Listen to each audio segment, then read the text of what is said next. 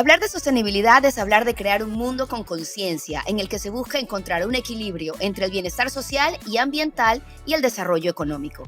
Alguien que sabe hacer este trabajo y compartirlo es mi invitada de hoy, Claudia Salem, fundadora de Yo Siembro, una organización que fomenta la educación ambiental a través de la siembra de huertos. Es Chief Sustainability Officer en Innovación, Liderazgo y Sostenibilidad. Licenciada en Filosofía y fiel creyente en el poder de la naturaleza, la comunicación y la comunidad. Y por eso nos acompaña en este episodio de Trascender con Wendy Rosillo, porque aquí pensamos que espiritualidad es vivir en conciencia en todos los aspectos. Gracias, Claudia, por estar hoy con nosotros. En nuestro país eres un referente del cuidado al medio ambiente, pero lo que más destaco de ti es esa conexión que tienes y ese amor genuino por la tierra.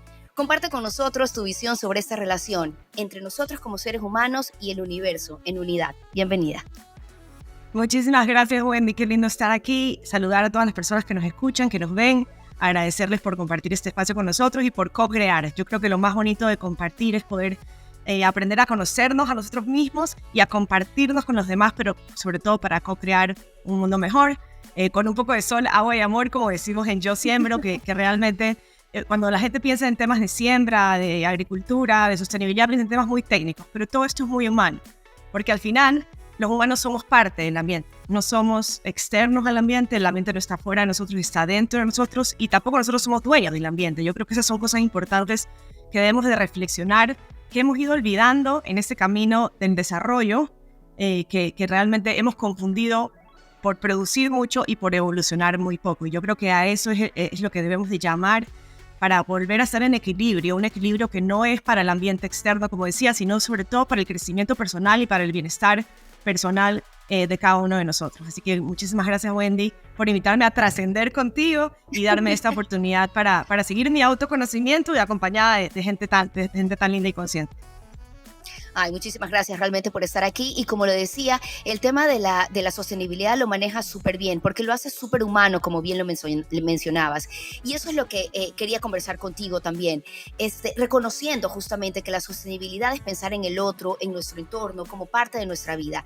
¿En qué sentido tú crees que esto fortalece a la sociedad y cómo dieras ese mensaje para que nos demos cuenta de que no vivimos solos, de que no vivimos separados del uno del otro, sino que es necesario ser consciente de que formamos parte de un todo? Mira, hay una frase que a mí se me quedó y que de hecho uno de mis mejores amigos en el colegio lo tiene tatuado y dice: ningún hombre es una isla. Y en los recreos yo le preguntaba: ¿pero por qué dices eso? Y es que cuando uno es más pequeño no te das cuenta de todas las cosas que enfrentas cuando llegas a la adultez y que esas cosas te hacen de alguna manera olvidar esa esencia en la que crecimos, donde todos éramos parte de una comunidad y donde en el fondo no había tanto esta diferencia de yo llego hasta aquí y tú llegas hasta esta otra parte y vivimos divididos, sino que vivimos como en un todo, en un equilibrio. Y por otro lado, el término técnico de sostenibilidad inclusive tiene una explicación más social. La sostenibilidad, entre comillas, así como muy técnicamente, si vas al diccionario, que ya creo que mucha gente no usa sino Google o Wikipedia, vas a encontrar que sostenibilidad es la capacidad de utilizar los recursos en el presente de la forma más equitativa, garantizando que esos recursos también estén disponibles para las futuras generaciones. Es decir, sin quitarle la capacidad a los demás de ser equitativos en el presente, equitativos en oportunidades, porque sabemos que en realidad que todo esté exactamente disponible para todo el mundo es equivocado, inclusive en un sentimiento natural, porque por eso existe la mega biodiversidad, por eso existen los diferentes espacios, los diferentes ecosistemas, porque cada lugar tiene su aspecto especial, cada ecosistema, exacto, igual que cada persona. Entonces no es tanto ser igual al otro, sino que yo tenga las mismas oportunidades que el otro de ser la mejor versión de mí. Y para eso obviamente hay recursos, y esos recursos son los que se deben de ofrecer en equidad. Y por otra parte, que eso no reste a que en las futuras generaciones, es decir, quienes vienen después de mí, tengan al menos las mismas oportunidades que yo tuve de acceder a esos recursos y también de utilizarlos para bien. Y ahí es donde viene otro tema muy importante que no consideramos cuando hablamos de sostenibilidad, que no solamente es garantizar el acceso a los recursos, sino garantizar la educación para que en la educación te lleve a permitir que esos recursos se utilicen de forma equitativa, se conserven, pero también se potencien, porque no se trata solamente, y hoy vivimos en un mundo tan global, y tan acelerado que es imposible ya regresar a la caverna y decir aquí me quedo como en la época, ¿sabes? Prehistórica. Eso sería abstraerte del mundo real en el que vivimos y además perderte muchas oportunidades. El real reto de la sostenibilidad es vivir en este presente con todo lo que trae el presente, desde la inteligencia artificial hasta los temas sociales que cada vez están más complicados, y tomar eso como una fórmula en la que podamos encontrar equilibrio. Ese equilibrio que además nace dentro de nosotros y comienza contigo mismo. Me encanta porque lo vinculas justamente a eso, a mi responsabilidad como ser humano, a mi responsabilidad como una persona consciente. ¿Cómo puedes explicarlo para llevarlo en el día a día de la vida? Me gustaría que hagas la comparación de una empresa, por ejemplo, que maneja la sostenibilidad y ahora se habla tanto, pero ¿realmente es genuina esa sostenibilidad? Es una pregunta que te la planteo. Y por otro lado, nosotros en el día a día, ¿cómo logramos ser conscientes de que sí, yo no puedo ir por ahí aplastando a todo el mundo, comiéndome todo, gastando todo, dejando llaves abiertas, sin pensar que yo también tengo una responsabilidad con quien viene después de mí, no solo nuestros hijos o familiares, el mundo en general? Entonces, en el día a día y en tema empresarial, ¿cómo hacemos genuina y cómo palpamos la realidad de una sostenibilidad? Sí, creo que el mundo de hoy tiene una lucha constante entre lo que es y lo que parece ser. Y lo más importante para hablar de sostenibilidad es la autenticidad. O sea, no existe sostenibilidad sin transparencia. Y cuando hablamos de transparencia, tenemos que reconocer que todos hemos sido de alguna manera ignorantes y que todos hemos causado de alguna u otra forma un impacto. Los seres humanos, a diferencia de las plantas, causamos impacto desde que respiramos. O sea, las plantas toman dióxido de carbono y generan oxígeno, y nosotros hacemos al revés. Tomamos oxígeno y generamos dióxido de carbono, y ese dióxido de carbono es uno de los gases que al final terminan generando el efecto invernadero y causando el cambio climático. Entonces, y además comemos, y cada vez que comemos también de esas fuentes de alimento se generan más de este tipo de gases. Y en general todas las industrias responden a necesidades y hábitos humanos. No es que las industrias son malas, porque alguien que te diga estoy en contra de la minería legal, obviamente de la ilegal, nadie debería estar a favor, porque además hay un tema social muy duro y muy importante de combatir. Pero alguien que te diga eso te tendría que decir que no utilice una computadora, porque en la computadora hoy hemos pasado de la economía basada en el dinero a la economía basada en los minerales, de la economía basada antes en las fuentes de energía fósiles, que eran las que potenciaron el proceso industrial en el que se generaron tantos avances, digamos, de producción, pero poco avance en evolución. Y hoy es una economía intensiva en minerales. Hoy en día el celular tiene más minerales que un collar. La computadora tiene más minerales que lo que puede tener una pulsera. Entonces es muy fácil caer en el punto común de señalar para afuera y hacer, digamos, una victimización. Y es muy difícil realmente hacer un interior, levantarse todos los días y pensar qué puedo hacer mejor. Porque al final la sostenibilidad se trata de evolución.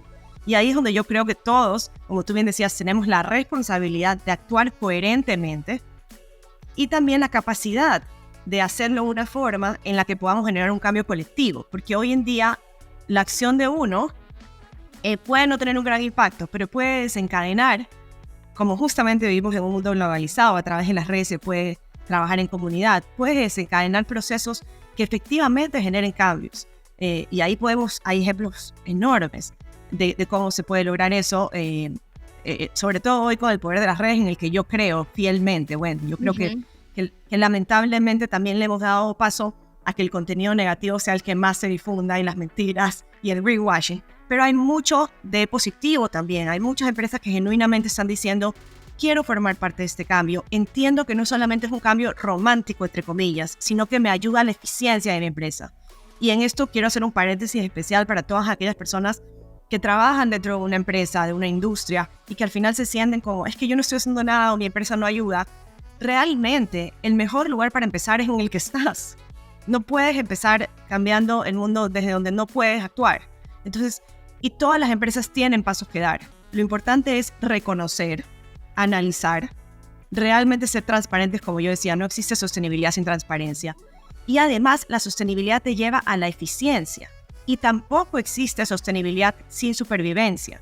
No se puede decir ya dejemos de funcionar como funcionábamos y de repente que todo el mundo se muera de hambre porque yo ya no quiero producir minerales, o yo ya no quiero, en el caso, por ejemplo, ahora en países donde están los fríos intensos y los calores intensos también, quiero dejar de utilizar energía, entonces ya no voy a ofrecer calor a esas personas que se mueren de frío en las calles, porque realmente sería ingenuo de nuestra parte y sería irresponsable de nuestra parte como seres humanos maduros y adultos no hacer lo correcto con lo que tienes.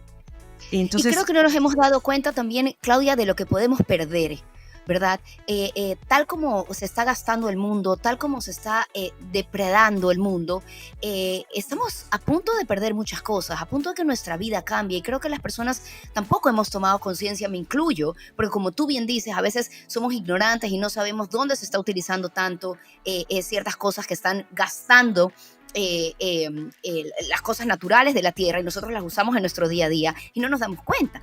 Con el simple hecho de dejar prendido el aire acondicionado, con el simple hecho de lavarte los dientes, algo que pasa comúnmente es deja abierta la ducha para que se caliente el agua y la deja abierta 15 minutos. O sea, y luego las siguientes generaciones no van a tener absolutamente nada.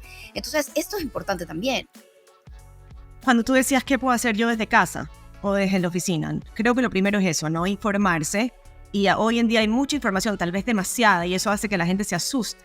Pero el miedo no es amigo de la acción. El miedo es amigo de la inercia y justamente de la parálisis, que nos va a separar aún más de dividirnos en lugar de unirnos para actuar. Entonces, hay que empezar por informarse y ver qué puedo hacer desde casa. Tú has nombrado algunas de las principales cosas.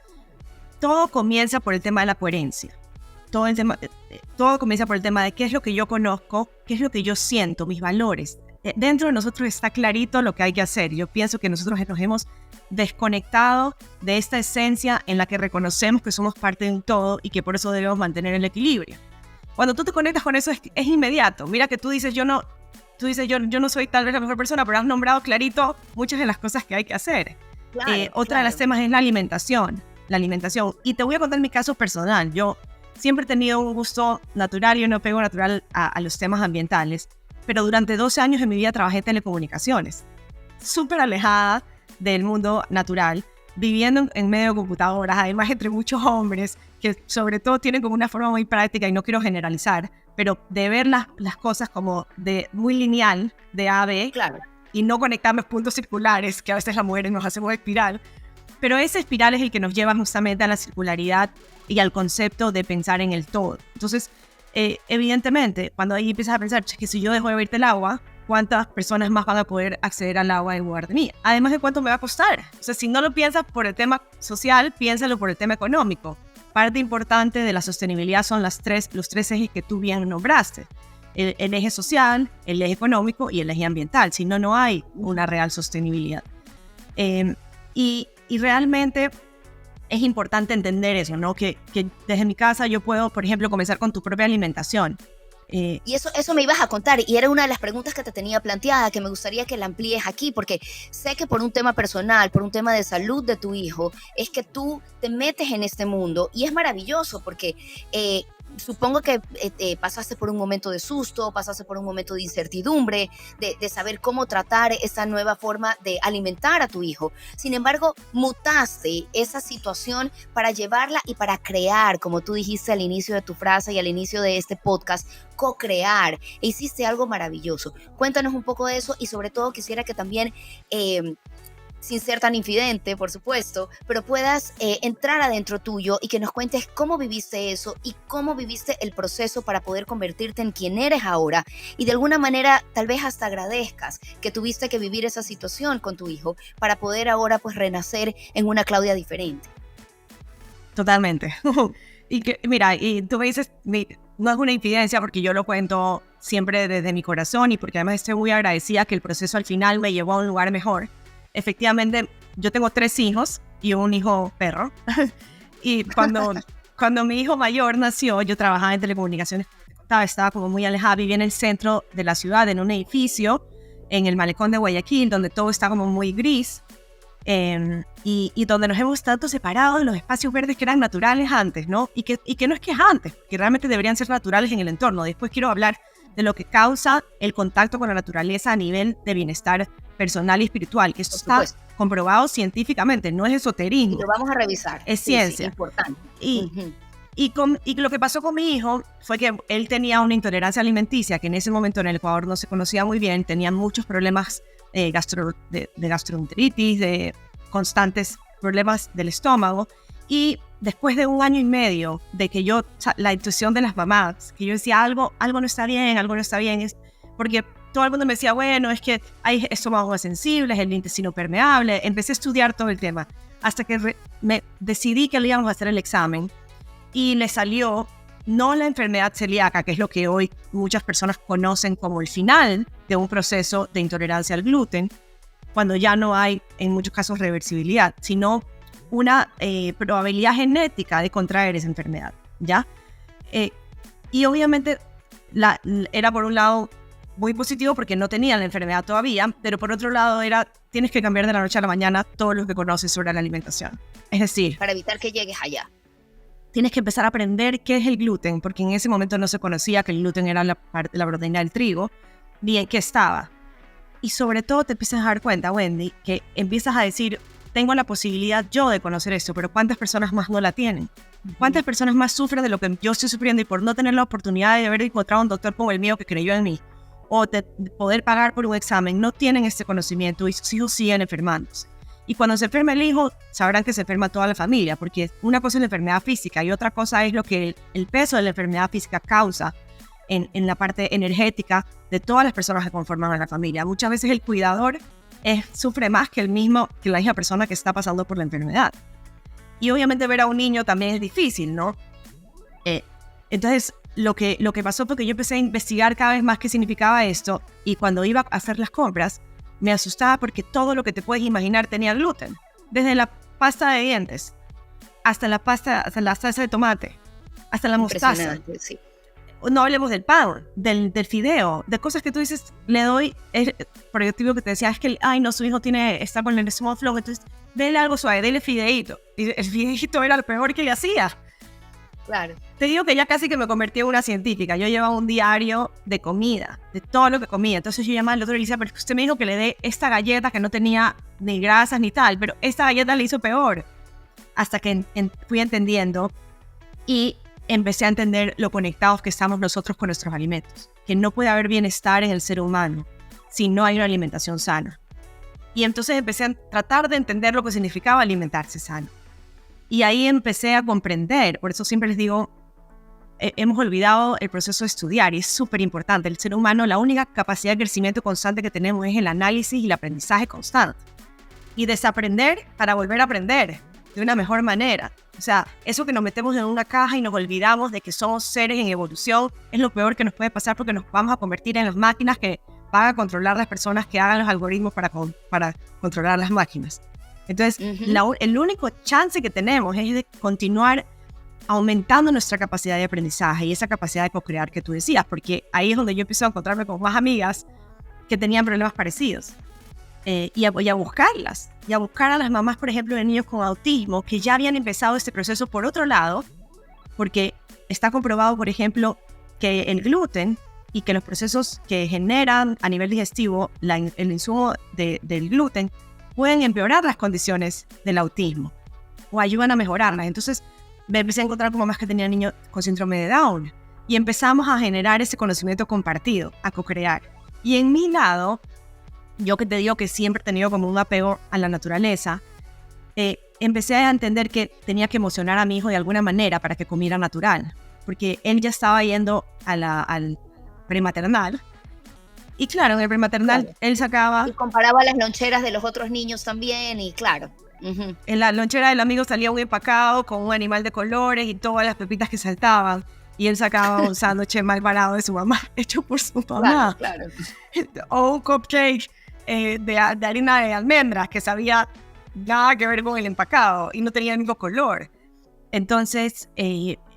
realmente ahí fue cuando dije, no, tengo que empezar de alguna manera, y traje de la casa de mi mamá una albahaca, porque a mi hijo le encantaban los fideos verdes. Entonces yo dije, voy a hacerle salsa de pesto. Obviamente el fideo ya no podía comer el que comúnmente se comercializa, sino el que viene con harina de garbanzo, por ejemplo.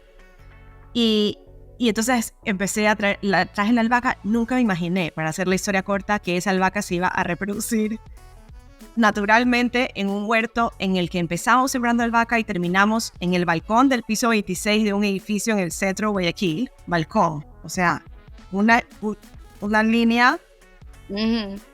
Empezamos desde albahaca, después fuimos a los pepinos porque a él le encantaban los pepinos, entonces los pepinos crecían enredados en el balcón, en las tiras del balcón. Yeah. Y ver el proceso de cómo nace una flor y cómo esa flor se vuelve después un fruto. Y luego piñas. O sea, yo soy fan de las piñas. Y poder crecer una piña a partir de la parte superior de una piña que normalmente todo el mundo la saca y la deja botada en el mercado, en el supermercado. Y entender Yo hago que hay eso, tanta ¿no? riqueza. Eso sirve para sembrar. Hay tanta riqueza. Hay tanta riqueza que dejamos, ¿sabes? Mucha gente habla del reciclaje y dice, es que el reciclaje estás enterrando la basura. Estás enterrando basura, pero estás enterrando dinero realmente. Lo mismo pasa con los vegetales. El nivel de desperdicio de partes de los vegetales que contienen los mayores nutrientes. Por ejemplo, las raíces, el tronco del brócoli, que lo botamos porque es muy duro para cocinar. Están ahí una mayor cantidad de nutrientes que estamos desperdiciando o que podemos rebrotar. En el caso de, por ejemplo, de la piña, tú sacas esa parte, le sacas las hojitas de la base, lo pones en agua y a los 15 días ves raíces, puedes volverla a sembrar y a los 2 años tienes una piña. 2 años. O sea, pero ese ha sido un proceso, como bien lo dices, si es que comparamos el proceso con la piña, un proceso largo, Claudia, donde aprendiste a conectarte. Veo en tus posteos mucho que hablas de eso, ¿verdad? De esa conexión, y lo decías minutos atrás, de que nos hemos olvidado de que energéticamente pertenecemos, somos una sola cosa. ¿Cómo lo explicas? ¿Cómo lo vives tú?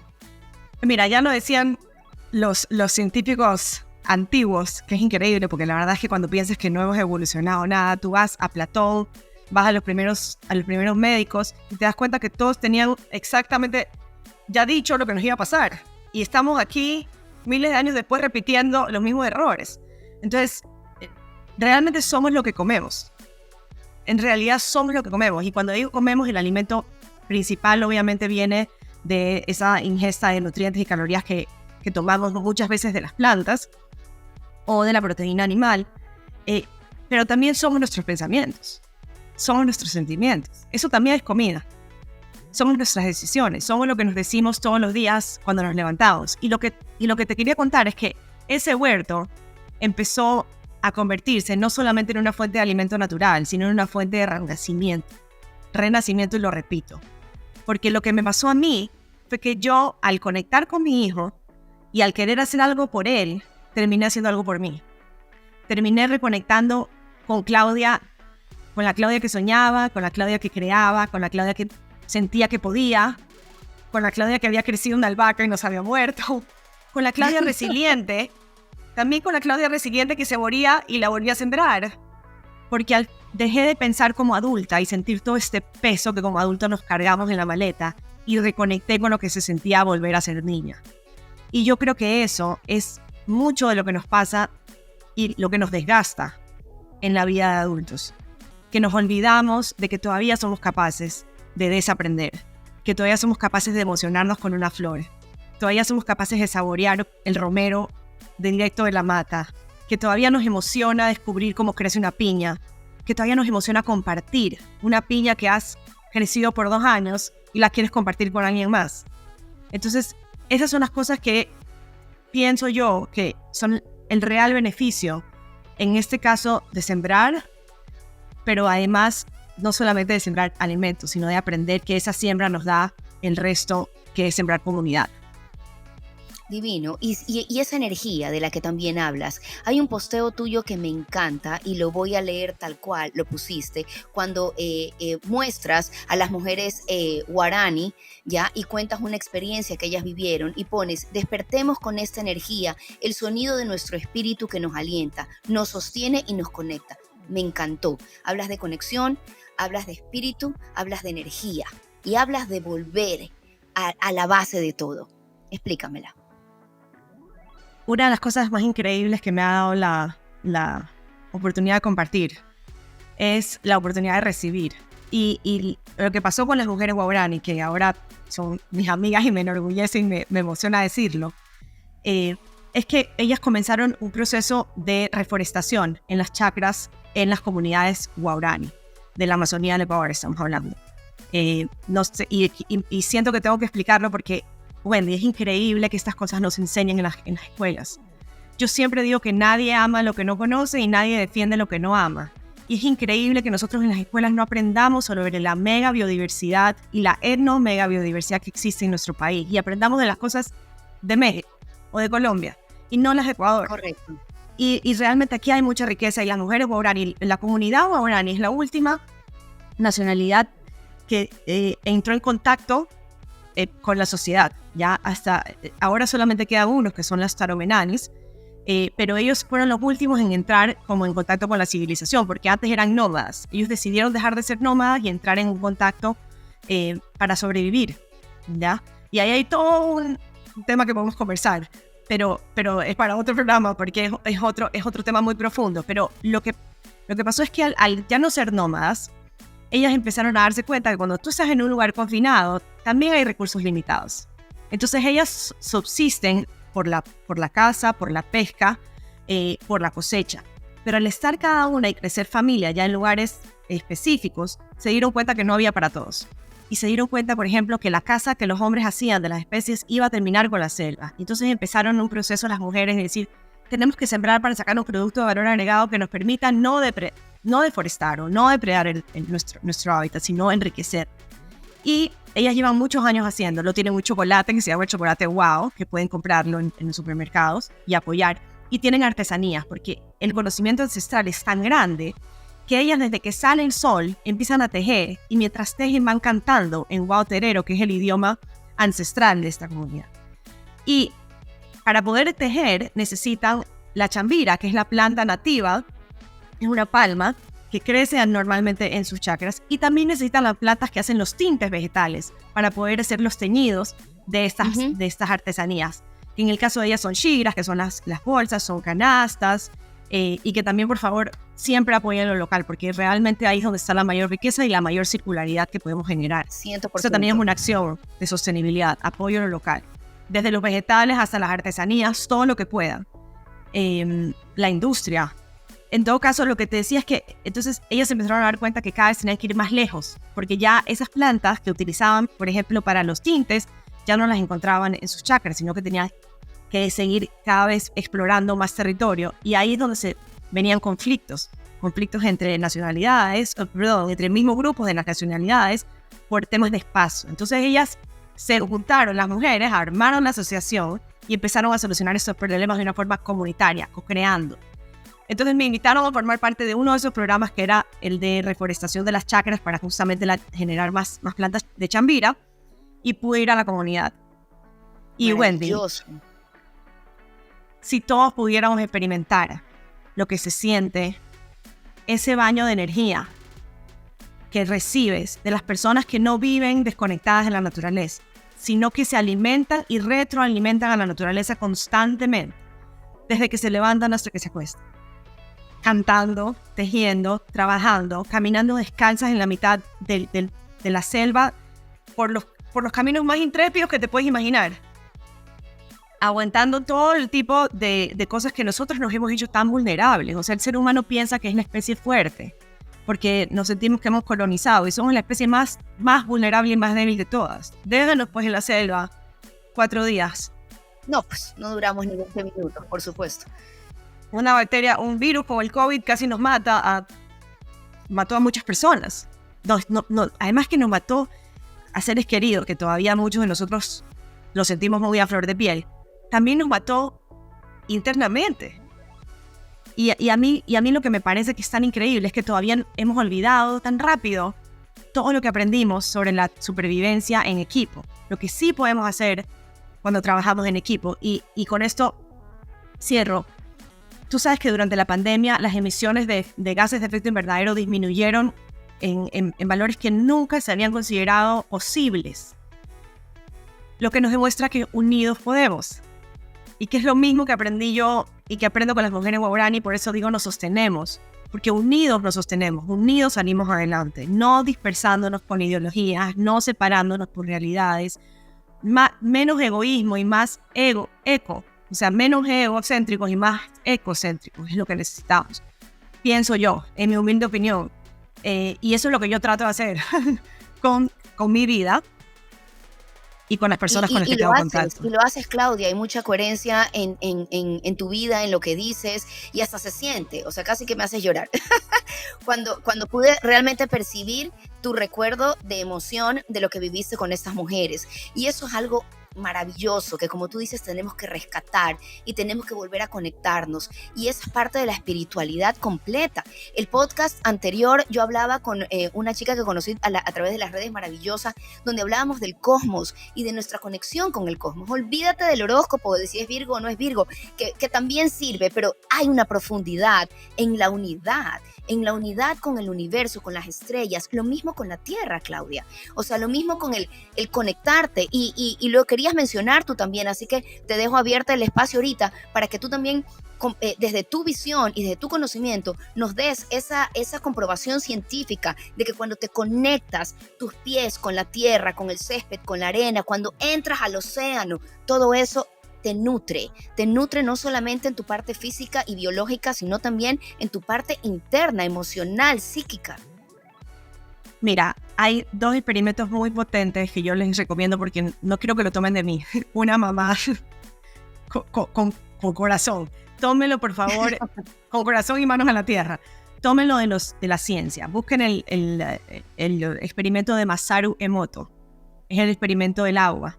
Masaru Emoto, lo que el experimento empieza a generar es esta conciencia de que él tomó en principio 2 contenedores con agua y les puso, y a cada uno les empezó a dar una energía diferente. A uno le empezó a hablarles cosas positivas, y al otro le empezó a decir cosas negativas. Y esto, por favor, es como cuando le hablamos a los niños, pensemos en los niños, ¿no? O cuando nos habla nuestro jefe en el trabajo, pensemos que nosotros somos el agua y que esas palabras son las que entregamos todos los días.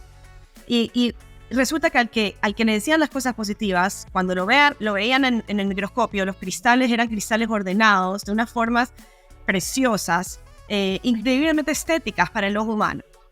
Cuando iban al agua a la que se le había dado palabras negativas, encontraban un desorden, un caos, una desestructuración. Entonces, esto lo que te dice es que al fin y al cabo todos somos energía, y que la energía se trasciende al ser humano. La comunicación nos permite trascender la energía, y cuando digo la comunicación no solamente son las palabras. La comunicación es tu forma de recibir a alguien cuando llega a tu casa, tu forma de decir cuando estás en desacuerdo de algo. Entonces todo eso, por favor busquen eso, porque nos podríamos quedar horas hablando de ese experimento, pero eso es súper importante. Y la otra es algo que tiene que ver mucho con nuestro país, Wendy, y yo creo que muchos de nosotros no lo sabemos, y yo quiero que eso también esté en algún momento incluido en la malla curricular de nuestras escuelas. Tú sabes que las 2 teorías más importantes sobre el hombre y su relación con la naturaleza se generaron en el Ecuador. ¿Ya? En el Chimborazo, porque te escuché a ti. En tu podcast con tu esposo, lo escuché y no lo sabía, déjame decirte. No lo sabía, cuéntalo, por favor. Por si acaso se me paran los pelos, porque yo tampoco lo sabía, y lo digo con toda la humildad, porque yo sé que eso nos pasa a todos, y así como nos pasa con esto, nos pasa con miles de cosas. Pero Alexander von Humboldt, ya que todo el mundo lo conoce por la corriente de Humboldt, y ahora creemos que solamente hizo eso, vino al Ecuador hace 250 años, y llegó de coincidencia, porque nadie le hablaba de Ecuador como suele pasar todavía hoy en día, que nadie habla bien de Ecuador, sino que todo lo malo lo multiplicamos en lugar de multiplicar y potenciar todo lo positivo que tenemos. Todo lo bueno, sí. Llega de coincidencia y se enamora de este país y se queda aquí por la mega biodiversidad que encuentra en un territorio tan pequeño. Yo no sé si muchos de nosotros sabemos que el Ecuador es el país más mega biodiverso del planeta, por kilómetro cuadrado. Si lo vemos en cantidad de especies en general, no. Pero por kilómetro cuadrado, en lo chiquitito y compacto que somos el país que alberga más megabiodiversidad. Y en esa megabiodiversidad, que es específicamente flora, fauna y también, yo diría, etnobiodiversidad, que es la parte cultural, tenemos plantas endémicas, que son plantas únicas que nacieron en este ecosistema. Más del 20% de las plantas del Ecuador son endémicas. Más del 10% de la fauna es endémica. Entonces, en el Ecuador hay un punto energético especial. Humboldt llega y empieza a darse cuenta de esto y decir, ¿cómo es que puede haber, de repente estoy en la costa y veo un tipo de plantas? Subo 10, 20 metros y encuentro otra vegetación. ¿Qué nos pasa cuando vas, por ejemplo, si vas de Guayaquil a Cuenca en carro? Por ejemplo. No, si vas de Guayaquil a Cuenca en carro empiezan a ver que empieza a cambiar la vegetación cada 30 minutos. De repente, lo que era pasto se convirtió en palmera, lo que era palmera se convirtió, y al final terminas en el páramo y dices, ¿cómo es esto? Y en el páramo encuentras lagunas, reservorios de agua natural que tú dices dulce, que le hacen tanta falta a nuestro planeta. Lo que pasa es que llega Humboldt llega al Chimborazo, acompañado de un ecuatoriano, Carlos Pío Montúfar, y se trepa casi descalzo, sin instrumento, porque la mitad lo fue perdiendo en el camino, al Chimborazo, y escribe la teoría más importante que se llama la teoría de los pisos climáticos o de la interconectividad de la naturaleza, y dibuja al Chimborazo en esa teoría. Quiero ser súper consciente y enfática en esto. Antes de Humboldt, todos los científicos del mundo pensaban que los seres humanos eran una cosa, las plantas y el mundo de la fauna era otra, y que casi que trabajábamos como un reloj mecánico en lugar de como un ecosistema. Y él escribe esa teoría, y esta teoría inspira a Darwin a venir a Ecuador. Este libro que se llama Las narrativas personales y el cosmos que escribe Humboldt, lo lee Darwin, se encuentra con Humboldt después porque era su ídolo, y viene Darwin a Ecuador y dice, Humboldt dice, y me han hablado de Galápagos y no he podido llegar, y Darwin dice, yo voy a llegar a Galápagos. Y llega Darwin a Galápagos y escribe la teoría de la evolución en Ecuador.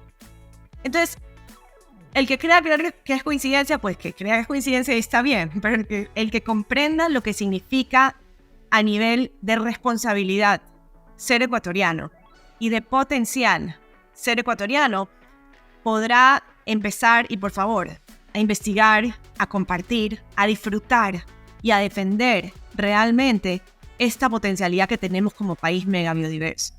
Y cuando digo esto, Wendy, ojo, no estoy diciendo no producir, no estoy diciendo regresar miles de años y vivir como las cavernas, porque eso no es posible. Estoy diciendo unir fuerzas, dejarnos de separar por ideologías y unirnos por propósitos. Esa es la verdad.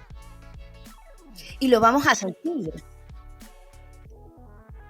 O sea, lo vamos a sentir en tu día a día. O sea, esa conexión, ese poder disfrutar de lo que tú estás diciendo, más allá de ver un lindo paisaje, es que te conectas, es que logras despertar en ti ciertas cosas que están dormidas en el día a día. Y que te están mandando, Wendy. Exacto, además. Y no solamente físicamente, sino también emocionalmente, ¿verdad? Y mentalmente. Y yo te juro, Claudia, que llevo muchísimos años en esta investigación del tema espiritual, y me he dado cuenta, cada día más reafirmo, de que si nos vemos separados, no vamos a encontrar la espiritualidad completa. Eso no se trata solo de meditar o solo de hacer un tema profundo hacia adentro. No, eso se trata también de ver afuera, no para culpar, sino para obtener, para compartir, para ser uno. Y yo te escucho y a mí me alegras la vida, porque yo te escucho amar al mundo, amar a la tierra, ¿verdad? Y eso se siente, eso se palpa, o sea, se me paran los pelos de punta al escucharte, porque realmente es lindo y es algo que no debemos de olvidar, y dejar de desconectarnos y vivir en las cuatro paredes, en la computadora, en las redes sociales, o en un mundo en el que nos aísla de lo que somos más, estamos conectados con todo.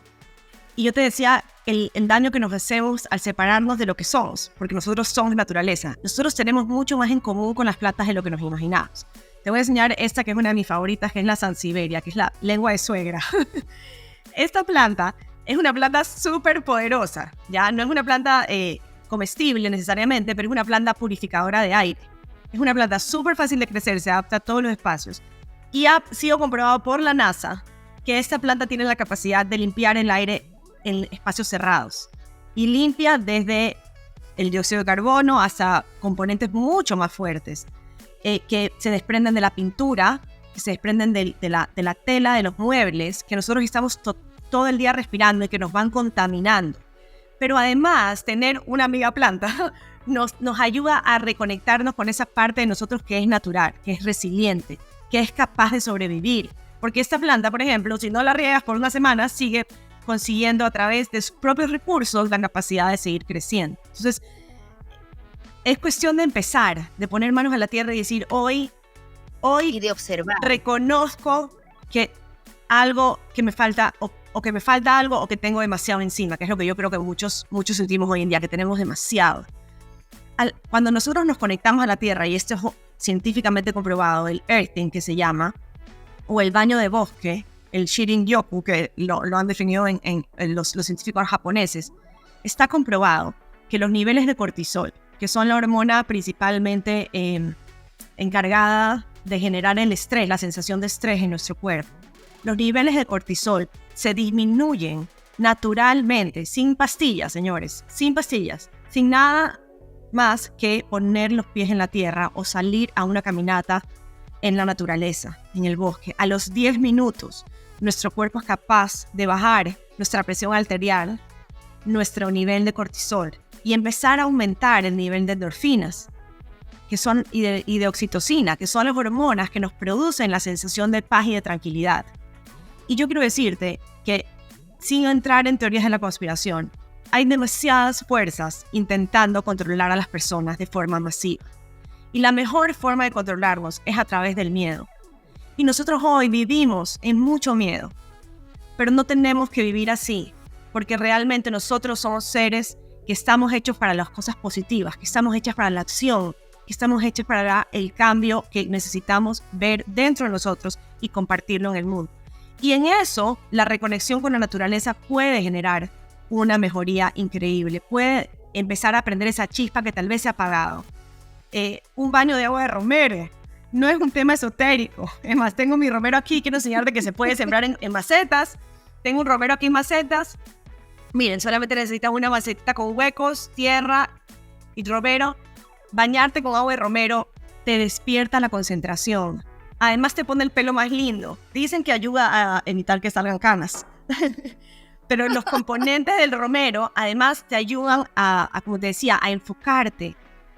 Hay tantas cosas de las plantas que no conocemos. Tantas. A nivel preventivo y a nivel también paliativo y a nivel de solución de enfermedades. Tantas cosas que no hemos todavía conocido. Nos estamos dedicando tanto a mirar cuándo llegamos a Marte.